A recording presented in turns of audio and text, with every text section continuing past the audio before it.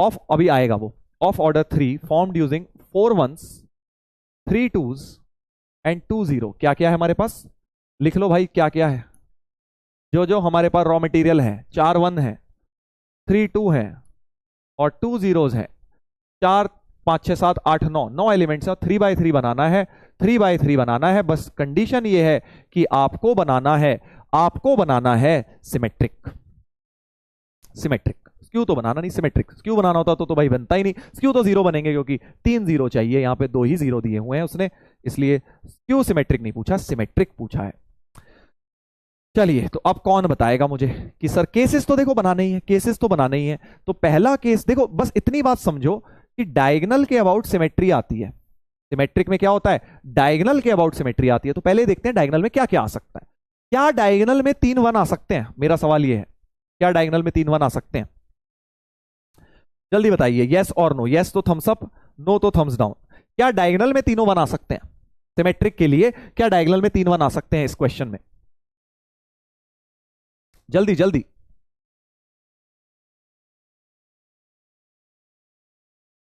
Sir जी PNC नहीं आती, अरे भाई इसमें कुछ पीएनसी नहीं लगनी, बहुत ही बेसिक लगनी है।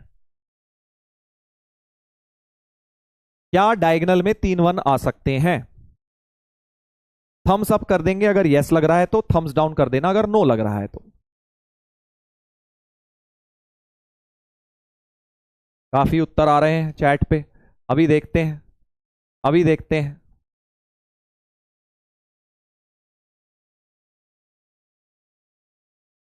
Let's see.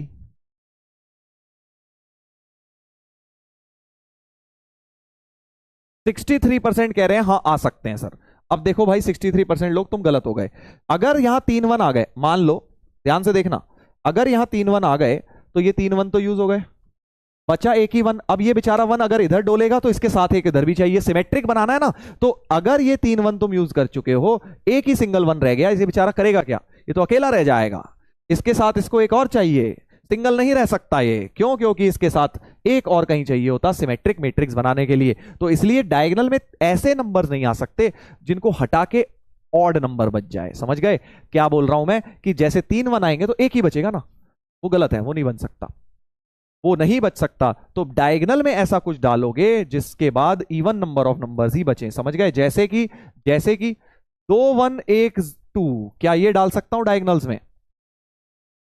2 1 1 2 डाल सकता हूं, हाँ सर, क्योंकि 2 1 के बाद 2 1 बचेंगे और 1 2 के बाद भी 2 2 बचेंगे, तो इवन नंबर ऑफ नंबर्स बचेंगे, कोई दिक्कत नहीं है। यही मेन चीज है यहाँ, यही तो मेन चीज है, यही तो मेन चीज है कि 2 1 1 2 तो डाल सकता हूं, अरेंज हो जाएंगे वो अलग बात है। और इधर फिर क्या आएगा?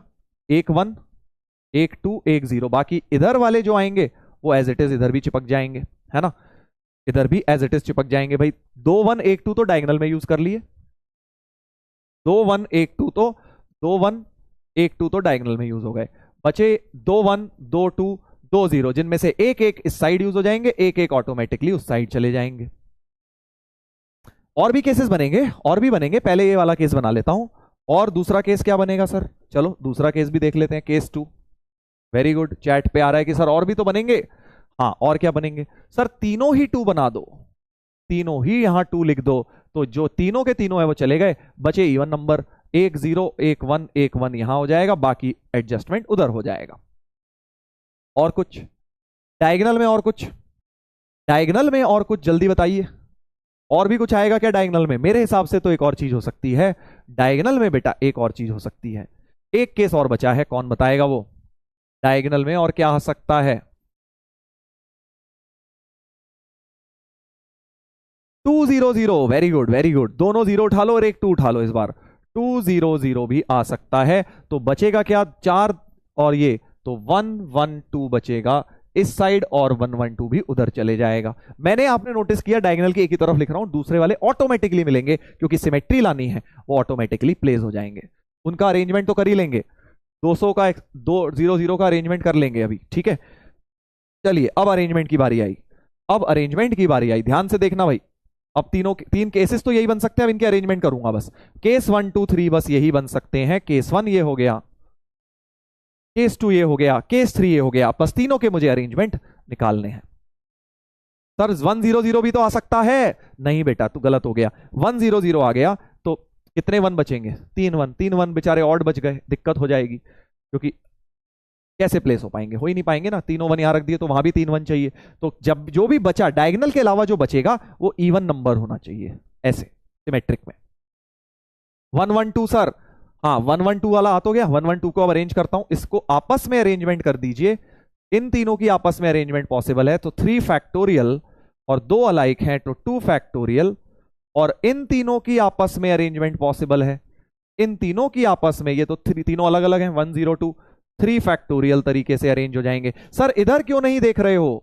बेटा जी जैसे यहां फिक्स हुआ वहां तो ऑटोमेटिकली उसके सामने वाला फिक्स होता जाएगा ना, तो यहां की अरेंजमेंट देखने का कोई सेंस नहीं है, क्योंकि जैसे ही यहां की फिक्स हुई वहां की ऑटोमेटिकली फिक्स हो गई। Got it, got it. तो ये टोटल नंबर ऑफ अरेंजमेंट्स हो गए 6 इंटू 6/2, यानी कि 18 तो यहां से आ गए केस 1 से, 18 तो केस 1 से आ गए। ठीक है, अब ऐसे इस पे आते हैं। इसकी अरेंजमेंट 3 फैक्टोरियल अपॉन 3 फैक्टोरियल, क्योंकि तीनों ही अलाइक हैं। 3 फैक्टोरियल अपॉन 3 फैक्टोरियल, डायगोनल की अरेंजमेंट तीनों अलाइक है। और इसकी अरेंजमेंट, अब 3 नंबर्स हैं जिसमें से 2 एक जैसे हैं, तो 3 फैक्टोरियल अपॉन 2 फैक्टोरियल, बाकी सामने वाले ऑटोमेटिकली प्लेस हो जाएंगे, ऑटोमेटिकली प्लेस हो जाएंगे। बिल्कुल ऐसे ही इसकी भी 3 फैक्टोरियल अपॉन 2 फैक्टोरियल, डायगोनल की और नॉन डायगोनल वाले में भी 3 में से 2 अलाइक हैं 1 1, यानी 3 फैक्टोरियल अपॉन 2 फैक्टोरियल, इसका भी। तो ये कट गया, तो ये 3 रह गया, और ये 3 इंटू 3 9 हो गया। सो फाइनल आंसर हो गया 18 + 3 + 9 30। 30 हो गया भाई। 30 ऐसे मैट्रिसेस बन सकते हैं, 30 मैट्रिसेस बन सकते हैं। बहुत प्यारा क्वेश्चन, बहुत ही बढ़िया क्वेश्चन। केसेस बनाने पड़ गए यहां पे, ये मेन चीज थी, केसेस बनाने पड़ गए। तो दोबारा सुन लीजिए, दोबारा सुन लीजिए एक बार, जिनका दिमाग थोड़ा स्लो चला इसको लेके मैं समझा देता हूं। सबसे पहले उसने 9 एलिमेंट दिए और बोल रहा है इससे सिमेट्रिक बनाओ। तो भाई सिमेट्रिक में मुझे समझ आ गया, डायगोनल के अबाउट सिमेट्री आएगी, तो डायगोनल के अलावा जो बचेगा वो इवन इन नंबर बचने चाहिए, ये मेन चीज है। डायगोनल में वो रख सकते हो, जैसे 1 1 2 रखा, 1 1 2, इसके अलावा जो बचे 2 बचे, इधर भी 2 बचे, इधर भी 2, इवन बचे, सारे इवन बचे। क्योंकि इवन क्यों चाहिए, इधर आधे उधर आधे रखने हैं, इवन ही चाहिए, है ना, आधा आधा थोड़ी काटोगे उसको। हाँ तो मैंने देखा डायगोनल में 1 1 2 रख सकता हूं, तो जो बचा 1 2 0 यहां ऑटोमेटिकली प्लेस हो ही जाएगा। फिर डायगोनल में मैं तीनों 2 भी रख सकता हूं, बचा हुआ इवन आएगा। डायगोनल में 2 0 0 भी रख सकता हूं, बचा हुआ इवन ही आएगा। Got it.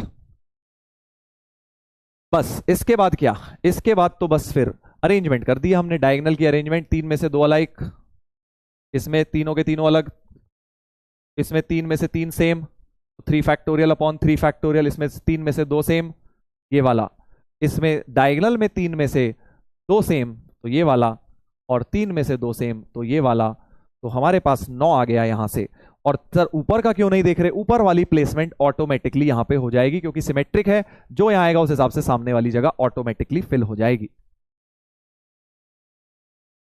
बढ़िया क्वेश्चन था। देखो अब देखना, जेई ने मेंस में पूछा अभी लास्ट ईयर, ये तो काफी टफ लेवल का था, केसेस बन गए, एडवांस लेवल का था। ये इसने पूछा जेई ने last year, number of symmetric matrices of order 3 with all the entries from the set this. ये तो बहुत ही हलवा है। अब वो ये नहीं कह रहा, तो कह रहा है जो मर्जी जितनी मर्जी बार यूज करो, बस एलिमेंट 0 से लेके 9 तक यूज करना। पिछली बार तो उसने क्या गिन के दे दिए, भैया इतने ही 1 लोगे, इतने ही 2 लोगे, इतने ही 0 लोगे। इस बार कह रहा है बिंदास जो यूज करना है करो, जो यूज करना है करो, कोई दिक्कत नहीं है। वो कह रहा है बस सिमेट्रिक बना लेना, हमें कोई दिक्कत नहीं है। तो बेसिकली ऐसा कुछ ABCDEF, बस ये 6 एलिमेंट्स ही तो बनाने हैं, क्योंकि वो तो ऑटोमेटिकली मिल जाएंगे, वो तो ऑटोमेटिकली ही मिल जाएंगे। सोच के देखो, बड़े आसानी से हो जाएगा, बहुत ही आसानी से हो जाएगा, बहुत ही आसानी से हो जाएगा, क्योंकि बस ये 6 एलिमेंट सेलेक्ट करने हैं। तो ए कितनी तरीके से सेलेक्ट हो सकता है, ए कैन बी सेलेक्टेड इन 1 2 3 4 5 6 7 8 9 10। तो ए को मैं सेलेक्ट कर सकता हूं 10 वेज, 10 तरीके से ए ले सकता हूं, कुछ भी ले लूं, कुछ भी ले लूं, क्या दिक्कत है ना। उसके बाद बी को बी को भी सर 10 तरीके से कुछ भी लेते रहो, क्योंकि रिपीट भी मार सकते हो, इसने तो बोला नहीं है। उसने तो बोला है बस ये सेट में एंट्री होनी चाहिए, ये थोड़ी बोला है कि रिपीट नहीं कर सकते। रिपीट करो, बिल्कुल रिपीट करो। हाँ बिल्कुल रिपीट तो करना ही पड़ेगा एक्चुअली, वरना फिर सिमेट्री बनेगी कैसे। सी को भी 10 वेज, डी को भी 10 वेज, ई को भी 10 वेज, एफ को भी 10 वेज, बाकी सामने सामने वाले बेचारे आ जाएंगे अपने आप, ऑटोमेटिकली मिल जाएंगे। यानी 10 10 10 10 मल्टीप्लाई हो गए, 10 की पावर 6 हो गई। 10 की पावर 6, बहुत ही हलवा सवाल। अब कुछ लोग यहाँ 10 की पावर 9 कर देते हैं, 10 की पावर 9 कर देते हैं सर 9 एलिमेंट सेलेक्ट करने। अरे मेरे महान इंसान, ये वाला भी तो डी का डी ही रहेगा, कोई अलग थोड़ी हो जाएगा, क्योंकि सिमेट्रिक बनाना है। डी सेलेक्ट अगर यहां हो गया तो यहां ऑटोमेटिकली हो गया, ये ई है तो ये ई है, ये एफ है तो ये एफ है। ठीक है,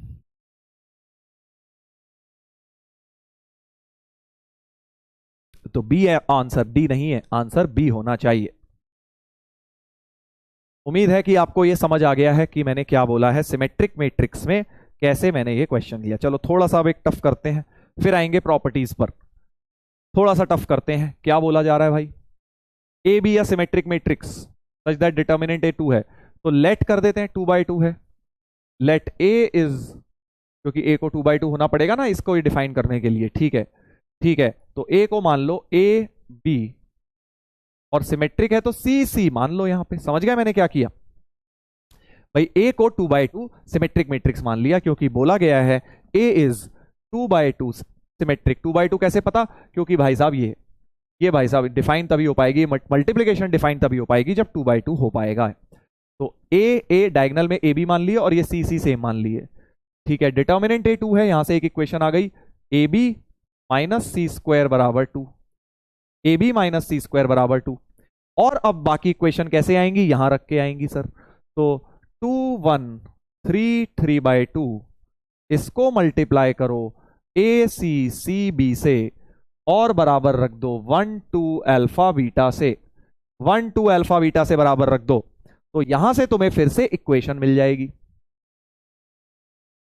समझे क्या बोला मैंने, मैंने बोला कि अब इस मैट्रिक्स मल्टीप्लिकेशन को करता हूं, फर्स्ट रो फर्स्ट कॉलम, तो 2a प्लस सी बराबर 1 हो गया। फर्स्ट रो सेकंड कॉलम, सो 2c प्लस बी बराबर 2 हो गया। तो अब ध्यान से देखो, 1 नंबर 2 नंबर और 3 नंबर इक्वेशन से ए बी सी तो सॉल्व हो जाएंगे, ए बी सी सॉल्व हो जाएंगे। Got it. सर ये डब्बे देख देख के बोर हो गया हूं मैं। देखने ही पड़ेंगे बेटा, मैट्रिक्स में तो डब्बे देखने ही पड़ेंगे। जी हाँ, मैट्रिक्स में डब्बे तो देखने ही पड़ेंगे। हाँ जी बताइए, क्या सवाल सॉल्व हो जाएगा? कैसे होगा सर? अरे भाई कैसे भी कर दे ना, सोच यहां से ए की वैल्यू निकाल के यहां चिपका दे। ए की वैल्यू हो गई 1 माइनस सी बाई 2, बी की वैल्यू हो गई 2 माइनस 2c, और ये हो गई 2 प्लस सी स्क्वायर, 2 भी काट दो 1 माइनस सी, और ये भी 1 minus C equal to 2 plus C square, तो 1 plus C square minus 2c,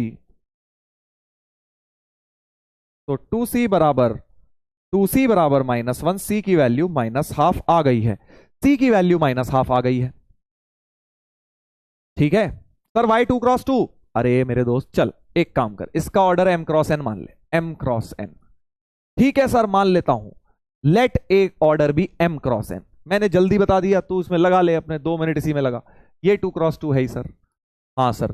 तो अब ये मल्टीप्लीकेशन वैलिड होने के लिए ये 2 और ये m तो बराबर होंगे, तो m तो 2 आ गया सर, m तो 2 आ गया, हाँ सर। और इसका जो आउटपुट आएगा वो 2 क्रॉस n आएगा, आउटपुट आएगा वो 2 क्रॉस n आएगा, बट आउटपुट भी इसने 2 क्रॉस 2 दिया हुआ है, तो ये भी 2 क्रॉस 2 के बराबर होगा, यानी n बराबर 2 भी हो गया।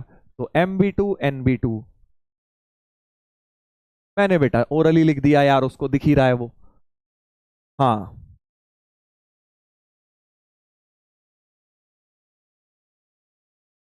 सर एंड पार्ट गलत है, क्या गलत हो गया, क्या गलत हो गया एंड में, देख लो जरा एक बार। मेरे हिसाब से तो सही है, मेरे हिसाब से तो सही लग रहा है दोस्त। बी की जगह लिख दिया 2 माइनस 2c। अरे यार ऐसे ही स्पैमिंग करे जा रहे हो यार, क्या कर रहे हो भाई, क्या गलत है, सही तो है। सी की वैल्यू -½ और फिर सी को यहां डालते जाइए। ऐसा ना करो दोस्त, नहीं तो तुम्हें स्पैमर कैटेगरी का घोषित कर दिया जाएगा। 3/4, सी को -½ तो -1 + b = 2, तो b = 3। तो मेरा ए बी सी तीनों निकल कर आ गया है, ए बी सी निकल कर आ गया है, यानी मैट्रिक्स निकल कर आ गया है। उसने क्या बोला? उसने बोला कि भाई अभी अल्फा बीटा निकालो और एस निकालो। एस क्या है? S is sum of diagonal elements. तो ए प्लस बी तो एस है, तो एस तो निकल आया A plus B. A plus B हो गया 3/4 + 3, तो ये हो गया 15/4। तो एस तो निकल आया 15/4। अभी क्या निकालना है? अल्फा और बीटा। अल्फा बीटा यहां से निकलेगा। Second row first column, second row first column से, सो अल्फा की वैल्यू हो जाएगी 3a। बस कैलकुलेटिव क्वेश्चन है, बस 3a + 3c/2, ये अल्फा की वैल्यू हो जाएगी। डाल दो बेटा, एक वगैरह डालो यहां पे। 3 × 3/4 + 3/2 × c की जगह -½ कर लेना यार, जो भी आ रहा है, ठीक है। बीटा ऐसे ही तुम्हारा सेकेंड से मिल जाएगा।